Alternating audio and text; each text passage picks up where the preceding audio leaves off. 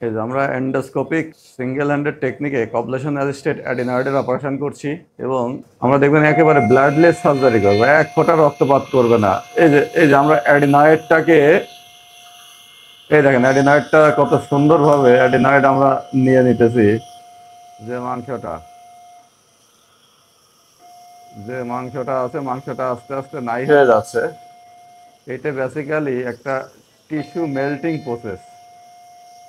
হ্যাঁ, টিস্যুটা আমাদের সাকশনের মাধ্যমে অ্যাডিনয়েডটা নাক ভিতরে চলে যাচ্ছে এবং ধীরে ধীরে যে মাংস বাড়াটা যেটা তার কালপ্রিট ছিল, এটা দেখেন নাই হয়ে যাচ্ছে। হ্যাঁ, এই অ্যাডিনয়েডটা কিন্তু অ্যাডিনয়েডের 4টা গ্রেডিং আছে। হ্যাঁ, অ্যাডিনয়েডের যে একটা অ্যাডিনয়েড কত বড় হয়েছে, এটা 4টা গ্রেডিং আছে।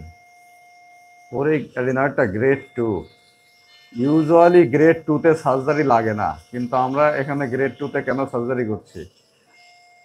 যদি গ্রেড 1 এবং 2, যেটা ইনফেকশন হারবার করে, যে কন্টিনিউয়াস এখানে ইনফেকশন থেকেই থাকে, বাচ্চাদের কন্টিনিউয়াস সাইনোসাইটিস, নাকে সর্দি লাগা, ঘুমের সমস্যা, ঘুমানোর সময় মুখ দিয়ে লালা পড়া, হা করে শ্বাস নেওয়া, কানে সমস্যা, যদি রিকারেন্ট কানে সমস্যা হয়, তখন কিন্তু আপনার এই গ্রেড 2টাতেও অপারেশন করার প্রয়োজন হয়। আমরা যেটা করছি গ্রেড 2-তে ওর অপারেশন লাগছে, কেননা ওর গ্রেড 2-তেও অ্যাডিনয়েড সিমটম তৈরি হয়।